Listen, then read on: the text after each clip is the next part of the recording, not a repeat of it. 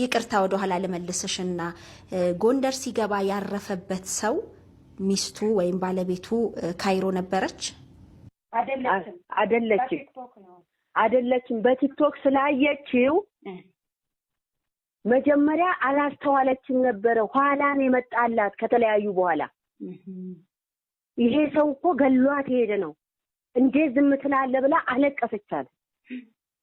ተጣሉ እንዴት እኔ አላወኩም ምን ላድርግ ይሄ ደላላ ነው ወደ አዲስ አበባ ሲመጣ ምን ብሎታል እንደዋወላለን ጥበቡን ሁሉ ቤተሰብ እንሆናለን እንጠያየቃለን ብሎታል ከዛ አዲስ አበባ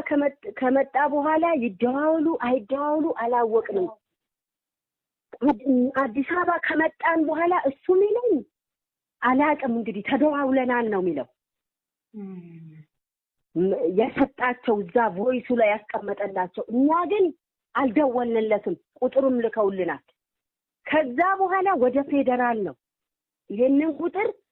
ቮይሱን አድርገን ወደ ፌደራል ላክን ፌደራል ኑ አለ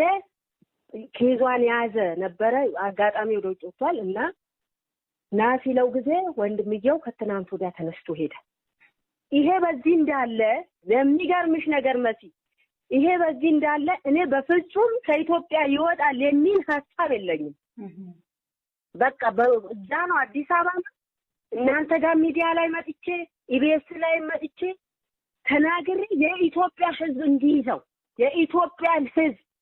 የዓለም ህዝብ እንዲተባበረኝ መፈልገው ይሄን ወንጀለኛ እኔም እዚህ አቅሜ በፈቀደ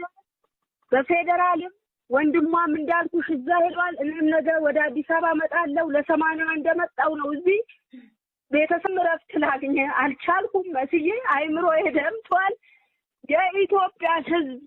የምለምነው በውጭ ያላችሁ ባካችሁ ተባበሩኝና እውነት በኔ ደረሰ በእኛ ቤት በደረሰ በማንም በሰይጣን አይድረስ ነው ብለው እርዱኝ በቃ ያለበት መስዬ እባክሽን አንቺ ምህቴ መልካም ምህቴ ነሽ እባክሽ ይሄንን ነገር ለዓለም ህዝብ አስተላልፊልኝ ይገሩልኝ የዓለም የኢትዮጵያ ህዝብ ይፍረደኝ በቃ ይፈረደኝ ነው ምለው መሲ እግዚአብሔር ይፈረደኝ የኢትዮጵያ ህዝብ ይፈረደኝ የካይሮ ህዝብ ተፈረዱኝ በቃ እኛ ታመናል ያረዳት ቦታ የተማከረበት ቦታ ፍርድ እንዲሰጥልኝ እባካችሁን የኢትዮጵያና የኤርትራ ህዝብ ደግሜ እምላችሁ ወደ ካይሮ ወደ ግብጽ እንዲመለስልኝ አድርጉልኝ እባካችሁን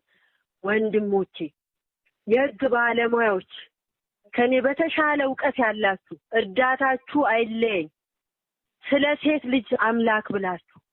ስለ እናት ብላችሁ ስለ እህት ብላችሁ እባካችሁ ይሄንን ብቻ ነው ምለምናችሁ ወንድሞቼ እህቶቼ እባካችሁ እኛ